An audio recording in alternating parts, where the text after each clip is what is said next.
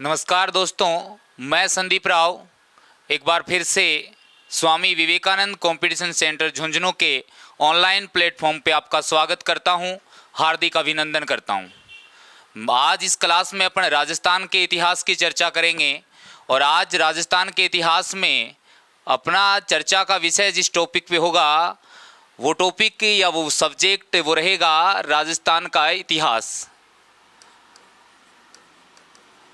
राजस्थान का इतिहास, इसको लेके आज इस क्लास में चर्चा करेंगे और राजस्थान के इतिहास में भी जिस टॉपिक के ऊपर चर्चा करेंगे वो राजस्थान के प्रमुख राजवंश होंगे और राजस्थान के प्रमुख राजवंशों में भी जो राजवंश अपन पढ़ेंगे वो है चौहान वंश। यानी राजस्थान के राजवंशों में चौहान वंश के ऊपर चर्चा करेंगे आज इस क्लास में। राजस्थान के चौहान वंश पे चर्चा करने से पहले मैं ये बता दूं कि चौहान या राजस्थान के प्रमुख राजवंश जो रहे, हम ये कहेंगे राजस्थान में राजपूतों ने ज़्यादा शासन किया था। मैं ये नहीं कह रहा इसके अलावा किसी राजवंश ने यहाँ शासन नहीं किया था, लेकिन इस राजस्थान को उस समय राजपूताने के नाम से जाना जाता था। इसका मतलब है यहाँ ज़्यादातर किसने शासन किया? राजपूतों ने शासन किया। और इतिहास के जिस कालक्रम में राजपूतों ने शासन किया, इतिहास के जिस कालक्रम में राजपूतों ने शासन किया उसे राजपूत काल के नाम से जाना जाता है। आऊँगा, आज अपना टॉपिक रहेगा चौहान वंश, चर्चा करेंगे इस बात पे, लेकिन कनेक्ट कर रहा हूँ आपको उससे पहले। जिस कालक्रम में चौहानों ने शासन किया उस कालक्रम को कहते हैं राजपूत काल। ये इतिहास का एक काल माना जाता है, राजपूत काल। हम राजस्थान की बात कर रहे हैं, राजस्थान में अधिकतर राजवंश राजपूत हुए थे और राजपूत जिस कालक्रम में शासन करते हैं उसको हम राजपूत काल कहते हैं। अब बात करते हैं सर ये इतिहास के कौन से काल को राजपूत काल कहते हैं, उसी के बारे में बता रहा हूं। तो एक वर्धन वंश का, पुष्य भूति वंश का एक शासक हुआ था हर्षवर्धन। पुष्य भूति वंश का एक शासन हुआ।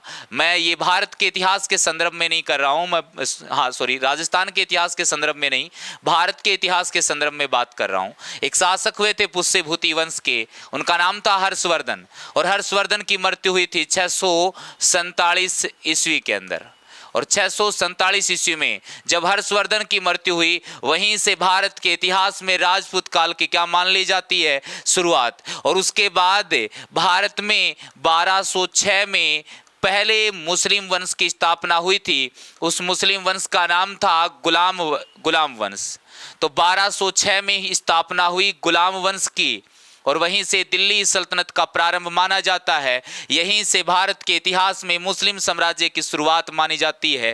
क्वेश्चन पूछा गया कि भारत के इतिहास में मुस्लिम साम्राज्य की जो शुरुआत हुई वो कब से हुई थी और उसके लिए कौन से युद्ध को जिम्मेदार माना जाता है? तो एक मुस्लिम आक्रमण भारत के ऊपर हुआ था मोहम्मद गौरी का। दो बड़े युद्ध हुए थे। 1191 का तराइन का प्रथम युद्ध, जिसमें मोहम्मद गौरी को पृथ्वीराज चौहान तृतीय के द्वारा हरा दिया जाता है।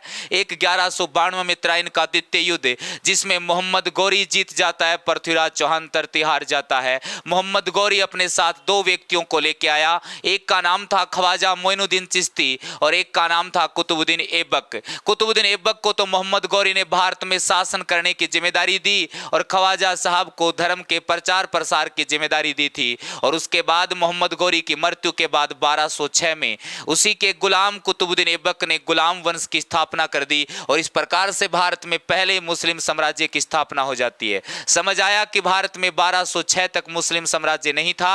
1206 में पहला मुस्लिम वंश गुलाम वंश और यहीं से दिल्ली सल्तनत की शुरुआत हुई। शुरुआत के लिए जिम्मेदार घटना मैंने बता दी, तराइन का द्वितीय युद्ध माना जाता है। और तराइन के द्वितीय युद्ध तक पहुंचे इस वजह से क्योंकि तराइन के प्रथम युद्ध में जब मोहम्मद गौरी पराजित हुआ और पृथ्वीराज चौहान तृतीय जीत गया, तो पृथ्वीराज चौहान तृतीय ने भागती हुई जो तुर्कों की सेना थी, गौरी की सेना थी, उसका पीछा नहीं किया, उसको नष्ट नहीं किया। इसकी वजह से वो फिर आक्रमण करता है और भारत में मुस्लिम साम्राज्य की स्थापना हो जाती है। मैंने दो सन लिख रखे हैं, एक 1206 और एक 647। इस टाइम पीरियड को ही जानते हैं किस नाम से? राजपूत काल के नाम से। समझ आया सर हमें कि हम चौहान वंश पढ़ने वाले हैं और चौहानों ने जिस कालक्रम में शासन किया उसे राजपूत काल कहते हैं, क्योंकि ज्यादातर उस समय राजवंश राजपूत थे राजस्थान के अंदर। तो वो राजपूत काल कौन सा है? वो 647 ईस्वी हर्षवर्धन की मृत्यु से लेकर 1206 में जब कुतुबुद्दीन ऐबक गुलाम वंश की स्थापना करता है, इस टाइम पीरियड को ही राजपूत काल कहते हैं, क्योंकि इस दौरान भारत में ज्यादातर जिन राजवंशों ने शासन किया वो राजपूत हुए थे। और उन्हीं राजपूत राजवंशों में से एक राजवंश है चौहान वंश, इसकी चर्चा करेंगे।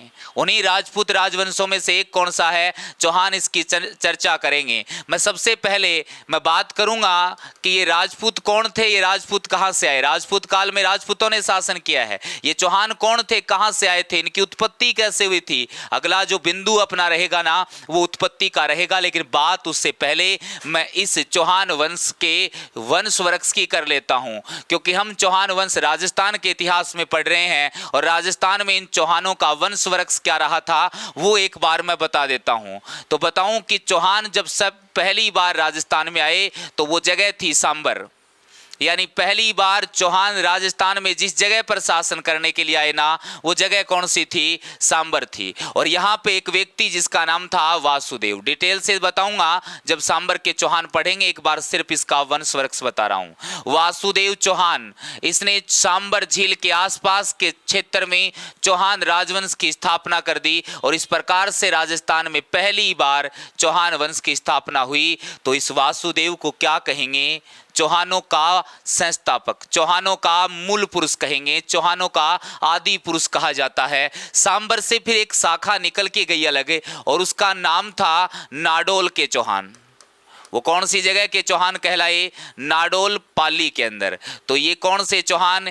नाडोल के चौहान। बात यह है इस नाडोल के चौहानों की स्थापना 960 ईस्वी में किसके द्वारा की गई? लक्ष्मण सिंह चौहान के द्वारा। किसके द्वारा की गई? लक्ष्मण सिंह चौहान। सांबर के चौहानों से ही एक शाखा निकली। सांबर के चौहानों का वंश वृक्ष चलता आ रहा है, चलता आ रहा है। वो बात आ गई 1113 के अंदर और एक व्यक्ति आ गया अजय राज, उसने एक शहर बसा दिया अजमेर और यहीं से ये क्या कहलाने शुरू हो गए? अजमेर के चौहान कहलाने शुरू हुए। इसका मतलब इनकी स्थापना 1113 में की है और उस व्यक्ति का नाम है अजय राज चौहान। तो कभी ऐसा पूछा जाए ना कि अजमेर के चौहानों का संस्थापक कौन है तो बेझिझक बता देना वो कौन है? अजय राज चौहान है। अजय राज चौहान की जो अजमेर की शाखा है ये कहां से निकली हुई है? सांबर। मैं आपको बताता हूं, एक बार एक क्वेश्चन पूछा गया, ज्यादातर गाइडों में जिस प्रकार से बताया गया, ज्यादातर जगह पढ़ाया जाता है, वो ये बताया जाता है कि सांबर और अजमेर के चौहान एक ही थे।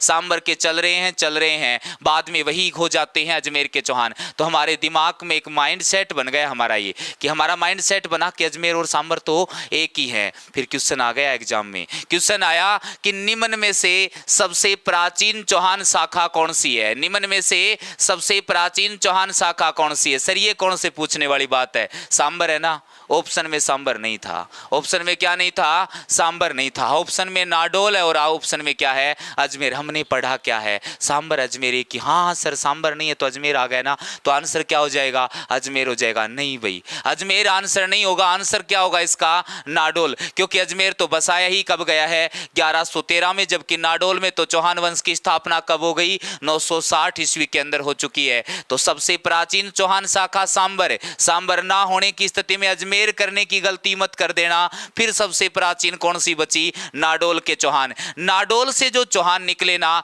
वो 3 जगह के निकले। नाडोल से चौहान कितनी जगह के निकले? 3 जगह के निकले। एक है जालोर के चौहान। कौन से चौहान है? जालोर के चौहान। सर जालोर के चौहान जो हैं, यहां पे चौहान वंश की स्थापना किसने की है? यहां पे चौहान वंश की जो स्थापना की है ना वो किसने की है? एक मिनट रुको ना भैया।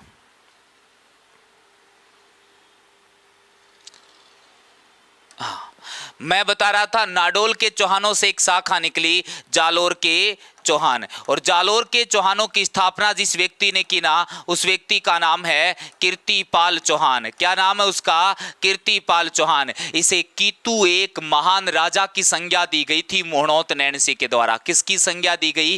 कीतु एक महान राजा। किसको कहा जाता है? कीर्तिपाल चौहान। ये नाडोल के चौहान शासक अल्लन का बेटा था। नाडोल का चौहान शासक कौन? अल्लन। उसका बेटा कौन? कीर्तिपाल। कहां पे जाके चौहान बसा दिए? जालोर के अंदर। क्वेश्चन पूछ लिया गया कि जालोर के जो चौहान हैं वो कहां से निकले हुए हैं, तो बताना नाडोल से। एक शाखा निकली कौन सी, सिवाना के चौहान। याद रखना सिवाना के और जालोर के चौहान एक ही हैं। तो ये चौहान कौन से हो गए, सिवाना के चौहान। और सिवाना के बाद एक जो शाखा निकली ना उसका नाम है हाड़ौती के चौहान। बाद में यही चौहान क्या हो गए थे, कोटा और बूंदी के अलग अलग हो गए थे। अब क्वेश्चन पूछ लिया गया, बोला इतिहास में आड़ी रानी के नाम से कौन प्रसिद्ध है। ये कोई क्वेश्चन ही नहीं हुआ। इतिहास में हर वो राजकुमारी हाड़ी रानी है जो हाड़ा चौहानों की बेटी है। किनकी बेटी है, जो हाड़ा चौहानों की बेटी है ना वो हाड़ी कहलाएगी। लेकिन सबसे प्रसिद्ध पूछी जाए ना तब आंसर बताना है सहल कंवर। क्या बताओगे, सहल कंवर, जिसने निशानी मांगने पर अपना सिर काट कर दे दिया था। ऐसी छतरानियां राजस्थान के अंदर हुई हैं और वो कौन सी थी, हाड़ी रानी थी। लेकिन याद रखना हाड़ी रानी कोई एक नहीं है, प्रसिद्ध कह सकते हो सहल कंवर को। हाड़ी रानी तो हर वो राजकुमारी है जो हाड़ा चौहानों की क्या हुआ करती थी, बेटी हुआ करती थी। तो मैंने बताया नाडोल से 3 शाखाएं निकली, जालोर, सिवाना और हाड़ौती। फिर जालोर से एक शाखा निकल गई कौन सी, सिवाना के सिवाना के नहीं है भाई, सिरोही के चौहान। कौन से चौहान है, सिरोही के चौहान। और सिरोही में जिसने चौहान वंश की स्थापना की ना उसका नाम है लुम्बा। क्या नाम है उसका, लुम्बा। यानी सिरोही में चौहान वंश की स्थापना लुम्बा के द्वारा की गई थी। हाड़ौती में चौहान वंश की स्थापना देवा के द्वारा की गई थी। और अजमेर से फिर एक शाखा निकली और वो शाखा है रणथंभौर के चौहान। कौन सी जगह के चौहान, रणथंभौर के चौहान। और रणथंभौर में चौहान वंश की जिसने स्थापना की है उसका नाम है गोविंदराज। ये गोविंदराज है ना, ये गोविंदराज पृथ्वीराज चौहान तृतीय, जो अजमेर के चौहानों का अंतिम शासक होगा, पृथ्वीराज चौहान तृतीय, उसका बेटा था गोविंदराज। इसने रणथंभौर में क्या कर दी, चौहानों की स्थापना कर दी। तो मैं बता रहा हूं राजस्थान के इतिहास में चौहान वंश के बारे में। मैंने सबसे पहले जो बिंदु उठाया वो ये है कि चौहान वंश के वंश वृक्ष के बारे में बात करेंगे कि पूरे राजस्थान में चौहानों ने शासन कहां कहां पर किया। मैंने बताया सांबर में सबसे पहले आए, कहां, सांबर में वासुदेव चौहान ने स्थापना की। सांबर से निकले नाडोल के चौहान। 960 ईस्वी में लक्ष्मण सिंह चौहान ने स्थापना की है। एक शाखा निकल गई अजमेर के चौहान। 1113 में अजयराज चौहान ने अजमेर शहर बसाया था और गढ़ बीटली पहाड़ी के ऊपर अजय मेरू दुर्ग बनवाया था परमाणु के आक्रमण से बचने के लिए। और फिर अजमेर के चौहानों से एक शाखा निकल गई रणथंभौर के चौहान। ये स्थापना की है पृथ्वीराज चौहान तृतीय के बेटे गोविंदराज ने। जालोर के चौहान, सिवाना के चौहान और हाड़ौती के चौहान कहां से निकले, नाडोल से। जालोर में चौहान वंश की स्थापना की थी कीर्तिपाल चौहान ने। सिवाना इन्हीं की एक शाखा हुआ करती थी। और हाड़ौती में चौहान वंश की स्थापना की देवा ने। और फिर जालोर से निकले सिरोही के चौहान, यहां पे स्थापना लुम्बा के द्वारा की गई। क्वेश्चन पूछ लिया गया, बोला सोनगरा चौहान किसे कहा जाता है, कौन सी जगह के चौहानों को सोनगरा चौहान कहते हैं। बोला सर ये कोई पूछने की बात है क्या, सिरोही के चौहानों को कहते हैं। कहां के चौहानों को, सिरोही। मैंने कहा नहीं जालोर के चौहानों को कहते हैं। बोला सर गलत बता रहे हो आप, क्या कर रहे हो, गलत बता रहे हो। तो ध्यान से सुनना, जालोर का जो दुर्ग है ना उसका नाम है सुवर्णगिरी। जालोर दुर्ग का नाम क्या है, सुवर्णगिरी। और वहां शासन करने वाले चौहानों को क्या कहने लग गए, सोनगरा चौहान कहने लग गए। तो सर हमने तो सिरोही पढ़ा है, बिल्कुल ठीक पढ़ा है। हम ये नहीं कहते कि सिरोही के चौहानों को सोनगरा नहीं कहते, कहते हैं, लेकिन जालोर के चौहानों को भी कहते हैं क्योंकि सिरोही के चौहान जालोर से आए हुए थे। सिरोही के चौहान कहां से आए हुए थे, जालोर से आए हुए थे। इस वजह से जालोर के चौहान और सिरोही के दोनों चौहानों को ही क्या कहा जाता है, सोनगरा चौहान कहा जाता है। हाड़ौती के चौहानों को क्या कहते हैं, हाड़ा चौहान कहते हैं। तो ये जब भी चौहान वंश का जिक्र हो, ये वंश वृक्ष है ना, ये पूरा का पूरा आपके दिमाग में सेट रहना चाहिए। मजा आएगा पढ़ने में अगर आपको पूरी तरीके से ये वंश वृक्ष याद रहेगा। रटने की जरूरत नहीं है। अगर अपन एक एक बिंदु को लेकर तैयार करें ना तो आसानी से राजस्थान का इतिहास तैयार हो सकता है। एक दिमाग में अपन ने बना लिया कि राजस्थान का इतिहास है बहुत बड़ा है सर, कैसे पढ़ें, बहुत सारे राजवंश हैं, इतने सारे शासक हो जाते हैं, कितने पढ़ें सर, याद नहीं होता है। नहीं, ऐसा दिमाग में ही मत लाओ कि राजस्थान का इतिहास बहुत बड़ा है। हमें राजस्थान का इतिहास पढ़ना ही नहीं है। हमें तो पहले क्या पढ़ना है, सिर्फ चौहान पढ़ने हैं। सर अब चौहान भी बहुत बड़े हैं, हमें पूरे चौहान भी नहीं पढ़ने। एक ही बिंदु याद कर लो ना, पहले सिर्फ क्या याद करो, वंश वृक्ष। वंश वृक्ष याद हो जाए तो इससे आगे चलते हैं। और चौहान वंश में सबसे पहले इनके वंश वृक्ष के बारे में मैंने बताया। और ये वंश वृक्ष नहीं है, ये एक फिल्म बन जानी चाहिए दिमाग के अंदर कि हाँ इन जगहों पर चौहान हुए और इन जगहों पर चौहानों की स्थापना इस व्यक्तित्व ने की थी। फिर देखना देखना, पढ़ने में मजा आएगा। मैंने बताया इस काल को राजपूत काल कहते हैं। राजपूत काल को सदी के हिसाब से डिवाइड करें तो वो है 7वीं से 12वीं शताब्दी। कौन सी है? 7वीं से 12वीं शताब्दी है। सन के हिसाब से बोलो तो 647 ईस्वी से 1206 के काल को राजपूत काल कहते हैं। उसी राजपूत काल में एक वंश है चौहान वंश, उसका वंश वृक्ष बताया। इससे आगे की चर्चा करेंगे और अगला बिंदु ये रहेगा कि ये राजपूत काल है ना, इसमें राजपूतों ने शासन किया। तो इस राजपूतों की उत्पत्ति कहां से हुई और ये चौहान है ना राजपूतों में, इनकी उत्पत्ति, दोनों के संदर्भ में एक ही मत है कि अगला जो पॉइंट रहेगा वो ये रहेगा कि चौहानों की उत्पत्ति कहां से हुई, राजपूतों की उत्पत्ति कहां से हुई। इसको लेकर इतिहासकारों में अनेक मतभेद हैं, अपने अपने मत दिए हैं इतिहासकारों ने कि चौहानों की उत्पत्ति या राजपूतों की उत्पत्ति कहां से हुई थी। यही अपना अगला बिंदु रहेंगे। तो चले अगले बिंदु के ऊपर कि अगला जो पॉइंट है उसके बारे में चर्चा करते हैं। और अगला जो पॉइंट है वो मैंने बताया क्या है, वो है भाई चौहानों की उत्पत्ति। एक मिनट, मैं बोर्ड का कलर चेंज कर लेता हूं भाई।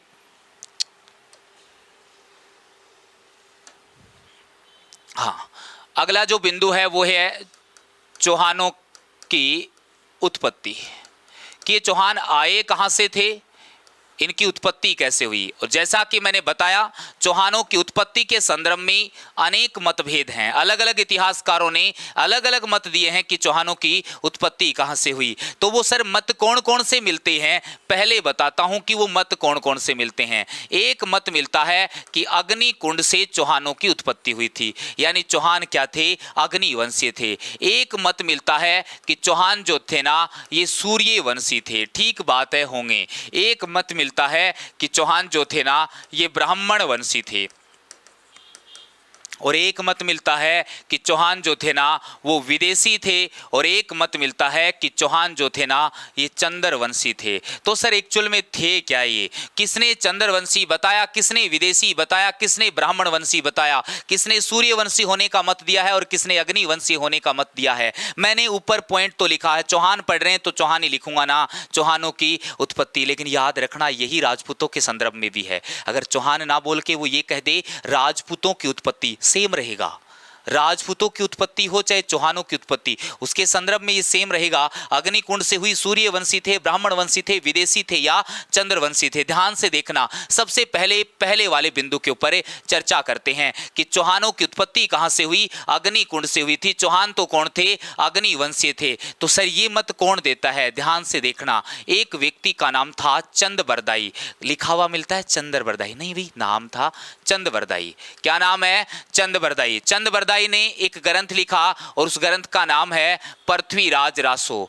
ये पृथ्वीराज रासो, याद रखना मैं चौहानों में कुछ ग्रंथ बताऊंगा, ये ग्रंथ जरूर याद रखना कि कौन से ग्रंथ की रचना किसके द्वारा की गई। कौन सा ग्रंथ है, पृथ्वीराज रासो है। किसके द्वारा लिखा गया, चंद्रबरदाई के द्वारा। इस चंद्रबरदाई ने अपने ग्रंथ पृथ्वीराज रासो में लिखा, चंद्रबरदाई ने अपने ग्रंथ पृथ्वीराज रासो में लिखा कि एक मुनि थे जिनका नाम था मुनि वशिष्ठ। क्या नाम था उनका, मुनि वशिष्ठ। और वो मुनि वशिष्ठ क्या कर रहे थे, यज्ञ कर रहे थे। कहां पर कर रहे थे, आबू के अंदर कर रहे थे। देखो भाई वैदिक धर्म के अंदर ये परंपरा थी कि उस समय यज्ञ किए जाते थे और मुनि वशिष्ठ भी क्या कर रहे हैं, यज्ञ कर रहे हैं। तो वहां पे कुछ राक्षस प्रवृत्ति के थे, राक्षस क्या कर रहे थे, बार बार यज्ञ में व्यवधान डाल रहे थे। यानी बार बार यज्ञ के अंदर व्यवधान कौन डाल रहे हैं, तो वो राक्षस व्यवधान डाल रहे हैं। जो यज्ञ कौन कर रहा है, मुनि वशिष्ठ कर रहा है। तो मुनि वशिष्ठ ने क्या किया, उस यज्ञ से, उस अग्नि से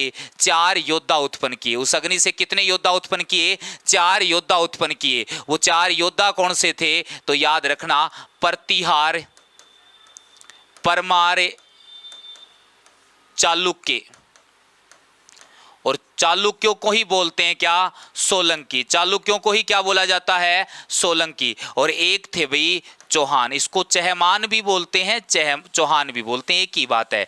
तो चंद्रबरदाई अपने ग्रंथ पृथ्वीराज रासो में क्या लिखता है कि मुनि वशिष्ठ आबू के ऊपर आबू में एक यज्ञ कर रहे थे और वहां पे कुछ राक्षस उसके यज्ञ में व्यवधान डाल रहे थे। तो उसने यज्ञ की जो अग्नि है उससे कितने योद्धा उत्पन्न किए, 4 योद्धा उत्पन्न किए, प्रतिहार, परमार, चालुक्य और चौहान। तो चौहानों की उत्पत्ति किससे हुई, अग्निकुंड से हुई, अग्निवंशीय थे। इसी बात का समर्थन करते हैं फिर कुछ लोग, कुछ इतिहासकार समर्थन करते हैं। उन्हीं में एक नाम आता है मोहनोते नैणसी का। इसका समर्थन किसने किया?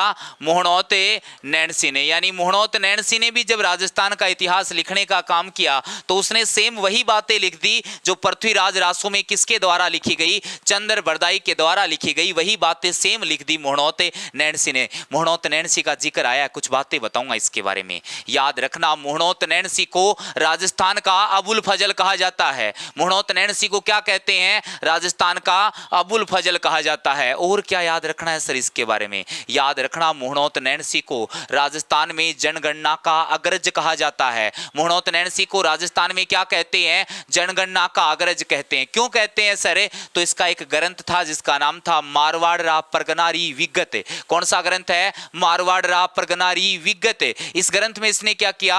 मारवाड़ के प्रत्येक परगने की जनसंख्या का वर्णन किया। इस ग्रंथ में इसने क्या किया? मारवाड़ के प्रत्येक परगने की जनसंख्या का वर्णन किया। इस वजह से मोहनोत नैणसी को राजस्थान में जनगणना का क्या कह देते हैं? अग्रज कह देते हैं। सर इसका कोई और ग्रंथ भी है क्या? बिल्कुल है। उस ग्रंथ का नाम है नैणसीरी ख्यात। कौन सा ग्रंथ है? नैणसीरी ख्यात। और नैणसीरी ख्यात में कौन से शब्द का प्रयोग एक बार भी नहीं किया गया है? अच्छा क्वेश्चन है। नैणसीरी ख्यात ग्रंथ में कौन से शब्द का प्रयोग एक बार भी नहीं किया गया है? तो उस शब्द का नाम है। कौन सा शब्द है? वो है शब्द है। इसी वजह से तो इसको मोहनोत नैणसीरी ख्यात नहीं कहते, सिर्फ नैणसीरी ख्यात कह देते हैं। क्योंकि जैसे ही मोहनोत शब्द साथ में जोड़ते हैं ना तो उसमें है आ जाता है, और इस वजह से इसको मोहनोत नैणसीरी ख्यात नहीं कहते, नैणसीरी ख्यात कहते हैं। कितने ग्रंथ बताए मैंने? 2। नैणसीरी ख्यात मारवाड़ रा परगनारी विगत राजस्थान का अबुल फजल कहते हैं, और साथ ही राजस्थान में जनगणना का अग्रज कहा जाता है। ठीक है सर, इतनी बातें इस मोहनोत नैणसी की समझ में आई। कोई और बात भी है क्या? बिल्कुल है। मोहनोत नैणसी जो थे ना वो मारवाड़ के राठौड़ राजवंश के शासक जसवंत सिंह के दरबारी थे। मारवाड़ के राठौड़ राजवंश के शासक जसवंत सिंह के दरबारी हुआ करते थे। कौन है? मोहनोत नैणसी। तो मोहनोत नैणसी ने भी चौहानों की या राजपूतों की उत्पत्ति के संबंध में कौन सा मत दिया? तो वही मत दिया जो चंद्र बरदाई ने कौन से ग्रंथ में लिखा है? पृथ्वीराज रासो में। तो चंद्र बरदाई का जो समर्थन है वो कोई और इतिहासकार ने या कवि ने किया है क्या? तो एक आधुनिक राजस्थान के अंदर हुए जिनका नाम है सूर्यमल मिश्र। कुछ जगह मिश्रण लिखा मिलता है। क्या लिखा मिलता है? मिश्रण। मिश्रण नहीं है भाई, सूर्यमल मिश्र है। और ये सूर्यमल मिश्र है ना, ये बूंदी के कवि थे। कौन सी जगह के थे? बूंदी के थे। किसके दरबार में रहते थे? तो राम सिंह के दरबार में रहते थे। ये 1857 की क्रांति के समय थे। क्वेश्चन पूछ लिया गया, जब 1857 का विद्रोह हुआ तो बूंदी का शासक कौन है? वो राम सिंह है। और राम सिंह का ही दरबारी कौन है? तो इसने 1857 के विद्रोह का इतिहास भी लिखने का काम किया है सूर्यमल मिश्र ने। और इसी सूर्यमल मिश्र ने किसका समर्थन किया है? चंद्र बरदाई का समर्थन किया है कि हाँ, चौहानों की या राजपूतों की जो उत्पत्ति हुई ना वो अग्निकुंड से हुई थी। यानी ये क्या थे? अग्निवंशीय थे। ये हमने एक मत पढ़ लिया चौहानों की उत्पत्ति या राजपूतों की उत्पत्ति के संबंध में कि चौहान कौन थे? तो अग्निकुंड से, यानी अग्निवंशीय थे। चंद्र बरदाई, पृथ्वीराज रासो, मुनि वशिष्ठ यज्ञ किया। आबू में 4 योद्धा उत्पन्न हुए, प्रतिहार, परमार, चालुक्य, चौहान। चालुक्यों को सोलंकी भी कहा जाता है। समर्थन किया है इस बात का मोहनोत नैणसी ने और सूर्यमल मिश्र ने। इसके अलावा भी किसी ने समर्थन किया है ना, तो चारण और भाट, यानी राज दरबारों में रहा करते थे ना चारण और भाट, उन्होंने भी इस बात का समर्थन किया है कि हां, चौहानों की उत्पत्ति तो किससे हुई थी? अग्निकुंड से। सर क्यों मजाक करो हो? हाँ, यज्ञ चाल रहे हो और अग्निकुंड कितना योद्धा उत्पन्न होगा? 4। बेवकूफ समझ रहा कहीं की? तो आज के जो वैज्ञानिक दौर है इसमें ये बात कम सच मानी जाती है और मानने वाली भी नहीं है। क्यों सही माने इस बात को? तो आज के इस दौर में हम इस मत को कैसे सेटिस्फाई करें कि भाई हाँ, कि बिल्कुल यही था, चौहान थे वो अग्निवंशीय थे? तो हमें समझने का तरीका थोड़ा गलत है। इस तरीके को दूसरे तरीके से बताता हूं कि अग्नि का, एक तो अग्नि होती है भाई यज्ञ के अंदर जो ये अग्नि है, और एक अग्नि का क्या मतलब होता है? अग्नि को चेतावनी का सूचक माना जाता है। अग्नि को किसका सूचक माना जाता है? चेतावनी का सूचक। तो कुछ मत है कि हो सकता है व्यवधान डाल रहे हो यज्ञ के अंदर, और फिर मुनि वशिष्ठ ने 4 योद्धाओं को उन राक्षसों का वध करने की चेतावनी दी हो, यानी उन राक्षसों को चेतावनी दी हो उन 4 योद्धाओं के माध्यम से, और इस वजह से उन 4 योद्धाओं को क्या बोल दिया गया हो, अग्निवंशीय बोल दिया गया हो कि चेतावनी के माध्यम से उनकी उत्पत्ति हुई। और मत मिलते हैं कि वैदिक धर्म चल रहा था प्राचीन भारत के अंदर, और वैदिक धर्म के अंदर बहुत सारे अंधविश्वास और आडंबर आ गए थे। एक समय था जब वैदिक धर्म अपनी चरम सीमा पे हुआ करता था, किसी तरीके का कोई अंधविश्वास नहीं था, कोई आडंबर नहीं था, कोई जटिलता नहीं थी। कोई सामान्य मनुष्य भी अगर यज्ञ वगैरह करवाना चाहे अपने घर में तो वो आराम से संपन्न करवा सकता था, घर का मुखिया ही। लेकिन धीरे धीरे वैदिक धर्म में आडंबर आ गए और अब यज्ञानुष्ठान था वो सरल हो गया। वर्ण व्यवस्था उस समय थी वो जटिल हो गई। निम्न वर्ण के लोगों के साथ जो था वो मिसबिहेव होने लग गया था। तो इस वजह से लोग धीरे धीरे वैदिक धर्म से कटने शुरू हो जाते हैं और कुछ नए धर्मों का उदय हुआ। उन्हीं नए धर्मों में से था जैन और बौद्ध धर्म।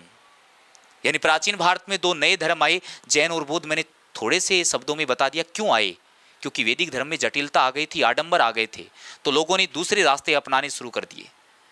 एक पार्टी की सरकार चल रही है, काफ़ी लंबे समय से चल रही है। अब जब उसका विरोधाभास लोगों के मन में आ जाए उस पार्टी के प्रति, तो लोग नए रास्ते तलाशने शुरू कर देते हैं। वही हुआ था वैदिक धर्म के साथ। लोगों ने नए रास्ते तलाशने शुरू किए क्योंकि निम्न वर्ण के साथ क्या था, मिसबिहेव हो रहा था उस दौर में। तो जैन धर्म और बौद्ध धर्म नए धर्म आए, और स्वाभाविक है ये आडंबरों के विरुद्ध आए थे, तो ये सुधारवादी धर्म थे। और जैन धर्म और बौद्ध धर्म ये दोनों ही अहिंसा के समर्थक थे। और उस समय के बहुत सारे क्षत्रिय शासक इन जैन धर्म और बौद्ध धर्म की वजह से अहिंसक हो चुके थे।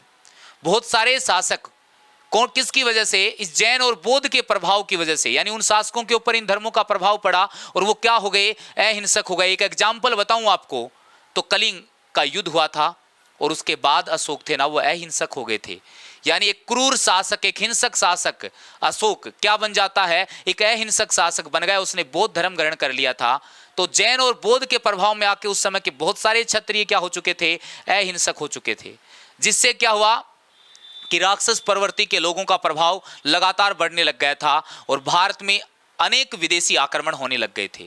और उन्हीं विदेशी आक्रमणों के विरुद्ध चेतावनी के रूप में कुछ योद्धाओं को तैयार किया गया। याद दिलाया गया उन क्षत्रियों को कि आप अहिंसक नहीं हो सकते, आपका काम इस भूमि की रक्षा करना है। क्षत्रिय का काम तो युद्ध करना होता है। तो एक शासक है, एक क्षत्रिय है, वो अहिंसक कैसे हो सकता है। तो उसको चेतावनी दी गई, और चेतावनी का ही प्रतीक माना जाता है अग्नि को। चेतावनी दी गई और उन योद्धाओं को तैयार किया गया उन विदेशी शक्तियों को नष्ट करने के लिए। तो इस वजह से उन राजपूतों को या उन चौहानों को क्या मान लेते हैं, अग्निवंशीय। हाँ, तो थोड़ा सा सेटिस्फाई करता है ये मत कि हाँ, इस वजह से इनको अग्निवंशीय बताते हैं कि चौहान या राजपूत अग्निवंशीय थे। उनको उन विदेशी शक्तियों का पतन करने के लिए एक चेतावनी के रूप में तैयार किया गया था, क्योंकि उस समय के जो क्षत्रिय थे ना, वो जैन और बौद्ध के प्रभाव में आके अहिंसक हो गए थे। तो उनको याद दिलाया गया कि क्षत्रिय कभी अहिंसक नहीं हो सकते, उनका काम तो युद्ध करना होता है। और इस प्रकार से इस अग्निवंशीय मत को अपन सही बताते हैं कि हाँ, अग्नि कुंड से ही चौहानों की क्या हुई थी, उत्पत्ति हुई थी। शायद चंद्रबरदाई यहाँ यही समझाना चाह रहा हो इस कहानी के माध्यम से। चंद्रबरदाई ने एक कहानी लिखी अपने ग्रंथ में, तो हो सकता है चंद्रबरदाई अपनी कहानी के माध्यम से इसी बात को बताना चाह रहा हो कि उस चेतावनी के रूप में उन योद्धाओं को तैयार किया गया और उन्हें ही हम चौहान और राजपूत कहते हैं। उन्हीं योद्धाओं को हम चौहान और राजपूत कहते हैं। समर्थन किसने किया है वो बात जरूर याद रखना। और इस प्रकार से अग्निकुंड से चौहानों की उत्पत्ति हुई। 4 जातियां बताई है मैंने, प्रतिहार, परमार, चालुक्य और चौहान। क्वेश्चन पूछने का तरीका ये हो सकता है कि निम्न में से कौन सी जाति या निम्न में से कौन से वंश की उत्पत्ति चंद्रबरदाई के अनुसार अग्निकुंड से हुई है या नहीं हुई है। तो वो चारों के चारों नाम याद रखने हैं। अपन एक स्वर में इनको रटते हैं ना, तो हमें लगता है प्रतिहार, परमार, चालुक्य, चौहान, भूल जाते हैं। कभी कभी ऑप्शन में सोलंकी डाल देता है, क्योंकि चालुक्य को क्या कहा जाता है, सोलंकी कहा जाता है। गुजरात वाले रीजन में इन्होंने क्या किया था, शासन किया था। इसके अलावा देखो मैंने ये बताया, तो थोड़ी सी बातें इस चंद्रबरदाई की याद रखना कि कौन था ये चंद्रबरदाई। चंद्रबरदाई जो था ना, इसका नाम था पृथ्वी भट्ट वल्लादी, वास्तविक नाम था ये इसका। और ये लाहौर का रहने वाला था। कहां का रहने वाला था, तो रहता कहां पर था, ये पृथ्वीराज चौहान तृतीय का। किसका, पृथ्वीराज चौहान तृतीय, ये अजमेर के चौहानों का अंतिम शासक था। इसके दरबार में रहता था, इसका मित्र भी था। चंद्रबरदाई पृथ्वीराज चौहान तृतीय के दरबार में रहता था, इसका मित्र भी था। वास्तविक नाम पृथ्वी भट्ट वल्लादी था और कहाँ का रहने वाला है, लाहौर से संबंध रखता था। इस चंद्रबरदाई ने जो ग्रंथ पृथ्वीराज रासो लिखा है, इसको पूरा जल्लण ने किया है। और ये जल्लण है ना, ये पृथ्वीराज चौहान तृतीय का बेटा था। क्या था भाई, इसका पृथ्वीराज चौहान तृतीय का बेटा था जल्लण। इसी ने इस पृथ्वीराज रासो ग्रंथ को पूरा करने का काम किया है। मैंने चौहानों के और राजपूतों की उत्पत्ति के संबंध में एक मत बता दिया आपको, अग्निकुंड यानी अग्निवंशीय थे। ये मैंने मत बताया, किसके अनुसार ये अग्निवंशीय थे, ये बात जरूर याद रखना। इसके बाद अगले मत के बारे में बात करते हैं कि चौहानों की उत्पत्ति किससे हुई थी, ये वो कौन थे, तो वो सूर्यवंशी थे। अब बताऊंगा कि सूर्यवंशी किस किसने बताया है, ब्राह्मण वंशी किस किसने बताया है और विदेशी किसने बताया है। तो ध्यान से देखना, इसके आगे की चर्चा करते हैं। और इसके आगे का जो दूसरा मत है कि चौहान जो थे वो कौन थे, सूर्यवंशी थे। ये किसने कहा है, तो कुछ एक ग्रंथ बता रहा हूं, अच्छे से याद रख लेना। एक ग्रंथ है जिसका नाम है हमीर महाकाव्य। कौन सा ग्रंथ है, हमीर महाकाव्य। और हमीर महाकाव्य है ना, ये किसका ग्रंथ है, ये जरूर याद रखना। ये है नयन चंद्र सूरी का। कौन किसका ग्रंथ है, ये नयन चंद्र सूरी का। और नयन चंद्र सूरी के ग्रंथ हमीर महाकाव्य में चौहानों को क्या बताया गया है, सूर्यवंशी। नंबर 2 याद रखना, एक ग्रंथ का नाम है पृथ्वीराज विजय। कौन सा ग्रंथ है, पृथ्वीराज विजय। और पृथ्वीराज विजय जो ग्रंथ है ना, ये किसका ग्रंथ है, तो बताना, ये जयानक भट्ट का है। किसका ग्रंथ है, ये जयानक भट्ट का ग्रंथ है। फिर एक ग्रंथ है जिसका नाम है हमीर रासो। किसका ग्रंथ है, हमीर रासो। और ये हमीर रासो जिसका ग्रंथ है ना, वो है जोधराज। किसका ग्रंथ है, ये जोधराज का ग्रंथ है। याद रखना, हमीर रासो नाम से 2 ग्रंथ हैं, एक जोधराज का है, एक सारंगधर का है। एक 13वीं शताब्दी का है, एक 17वीं शताब्दी का है। और फिर एक ग्रंथ है रासो का ही जिक्र कर रहा है, तो पृथ्वीराज रासो का हो गया, हमीर रासो का हो गया। एक रासो और याद रखना चौहानों का, जिसका नाम है बीसल देव रासो। क्या नाम है भी उसका, बीसल देव रासो। किसके द्वारा लिखा गया है बीसल देव रासो, तो याद रखना, नरपति नाल्य के द्वारा। किसके द्वारा लिखा गया, नरपति नाल्य के द्वारा बीसल देव रासो नामक ग्रंथ लिखा गया। मैंने 4 ग्रंथ सामने लिखे हैं और इन्होंने चौहानों को क्या बताया, सूर्यवंशी। मैंने दूसरा पॉइंट बता दिया, अग्निवंशीय किसके अनुसार थे, मैंने बताया।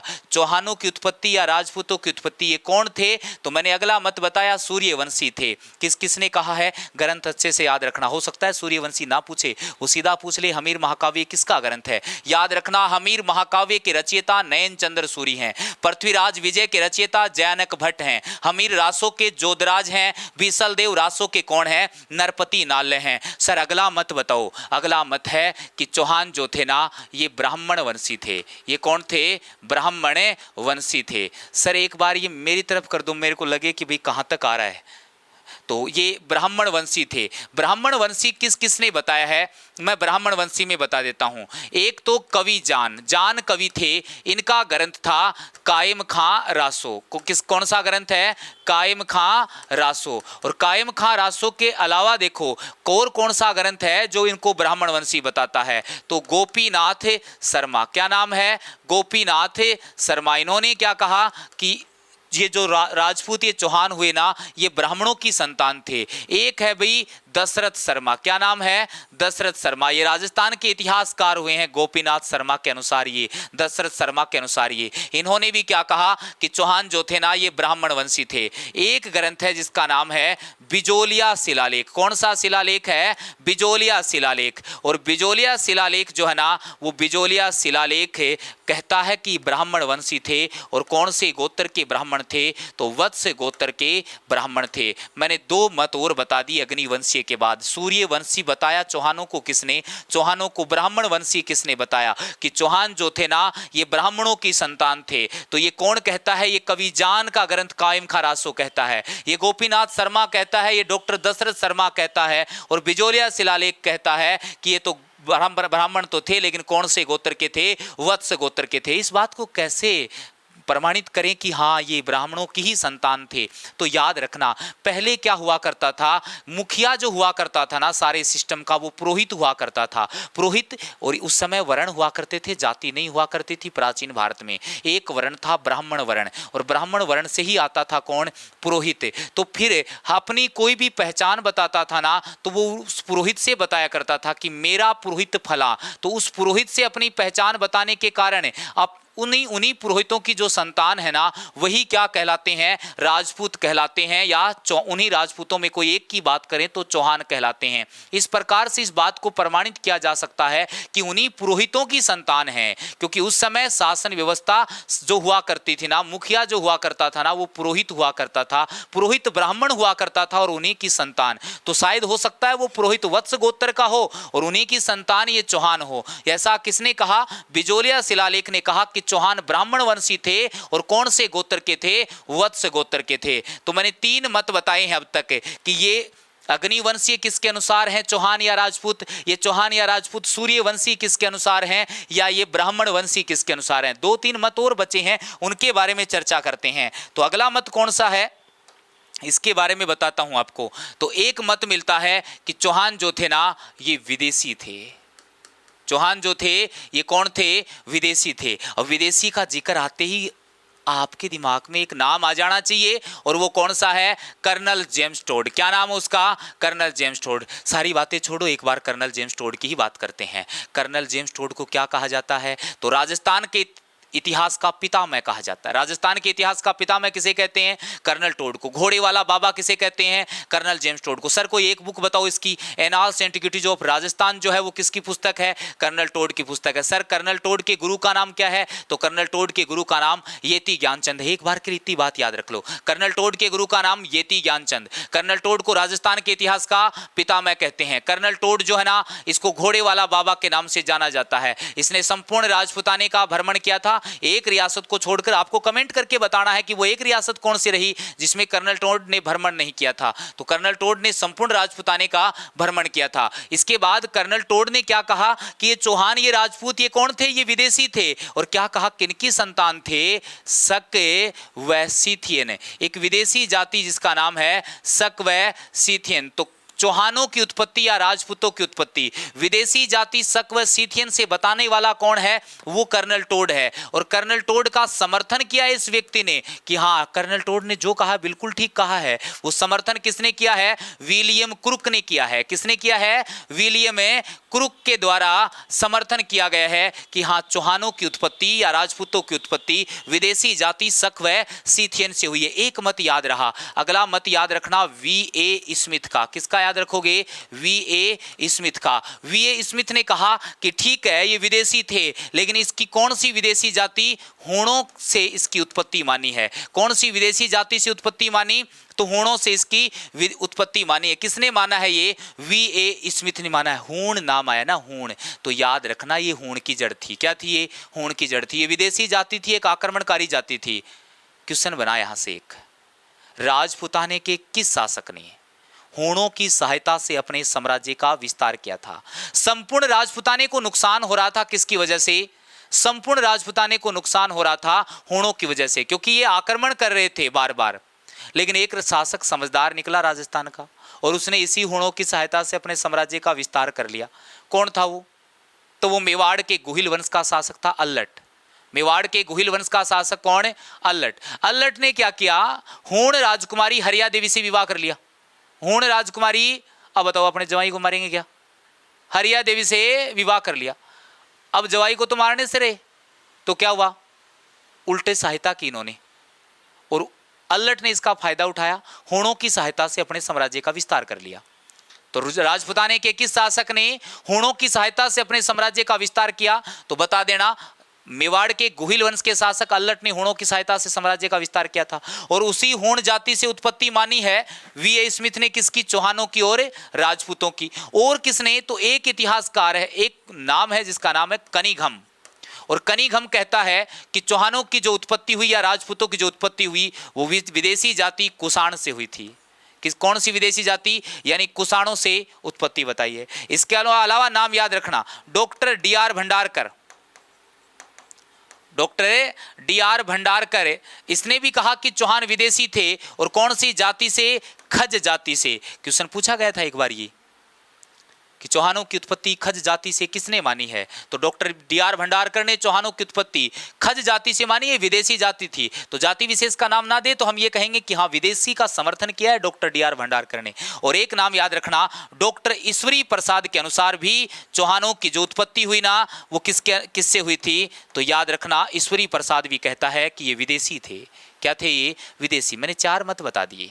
मैंने बताया चौहान अग्निवंशीय थे, किसने बताया, चंद्रवरदाई ने समर्थन किया, मोहनोत नैनसी, सूर्यमल मिसर ने।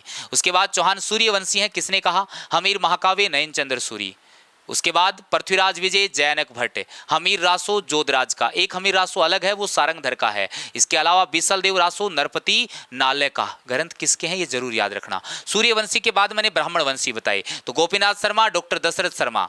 इसके अलावा डॉक्टर दशरथ शर्मा के अलावा जान कवि का जो ग्रंथ है कायम खारासो और बिजोलिया शिलालेख है, ये ब्राह्मण वंशी बताते हैं। और बिजोलिया शिलालेख में तो कौन से गोत्र का ब्राह्मण बताया गया, वत्स गोत्र का। साथ ही कर्नल टोड ने शक व सीथियन यानी इन्होंने विदेशी बताया, समर्थन किया विलियम क्रुक ने। वी एस स्मिथ ने होणों से उत्पत्ति बताई है, कनिगम ने कुषाणों से बताई है। Doctor DR. भंडारकर ने खज जाति उत्पत्ति बताई और डॉक्टर ईश्वरी प्रसाद ने भी इनको क्या बताया है, विदेशी बताने का काम किया है। ये चौहानों और राजपूतों की उत्पत्ति के संबंध में है। एक नाम आता है डॉक्टर गौरी शंकर हीराचंद ओझा। क्या नाम आया, डॉक्टर गौरी शंकर हीराचंद ओझा। और डॉक्टर गौरी शंकर हीराचंद ओझा ने क्या किया, इन्होंने कहा कि जो क्षत्रिय है ना, वो क्या है, आर्यों की संतान है।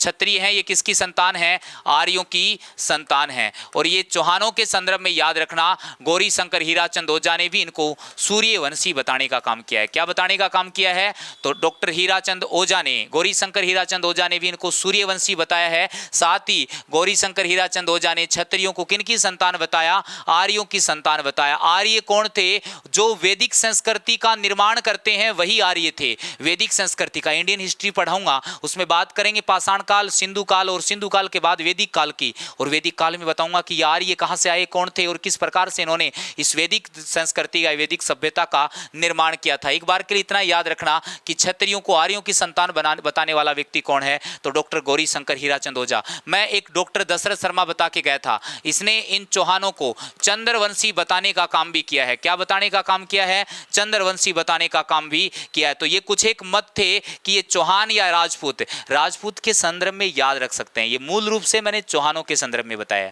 ये मूल रूप से किसके संदर्भ में बताया मैंने, तो चौहानों के संदर्भ में। बाकी यही सेम मत किसके संदर्भ में याद रख सकते हो, राजपूतों के। जिस कालक्रम में राजपूतों ने या चौहानों ने शासन किया उसे हम क्या कह सकते हैं, तो उसे हम क्या कहेंगे, राजपूत काल। 7वीं से 12वीं शताब्दी, 647 ईस्वी से 1206 ईस्वी। राजपूत काल में हम एक राजवंश की बात कर रहे हैं, वो राजवंश है चौहान वंश। चौहान वंश ने पूरे राजस्थान में कहां कहां शासन किया, वो मैंने एक बिंदु बताया आज चौहानों का वंश वृक्ष, और एक बिंदु बताया मैंने आज चौहानों की उत्पत्ति। आज इस क्लास में मैंने आपके 2 बिंदु क्लियर किए, चौहान पूरे राजस्थान में कहां कहां शासन करते हैं, किसने उनकी स्थापना की थी, और चौहान जो है उनकी उत्पत्ति किससे मानी जाती है, कौन से इतिहासकार के अनुसार क्या है, किसने किसका समर्थन किया है, ये सारी बातें। यही उत्पत्ति का जो मत है ये आप राजपूतों के संदर्भ में याद रख सकते हो। तो आज की क्लास में इतना ही। आज के लिए जय हिंद सर।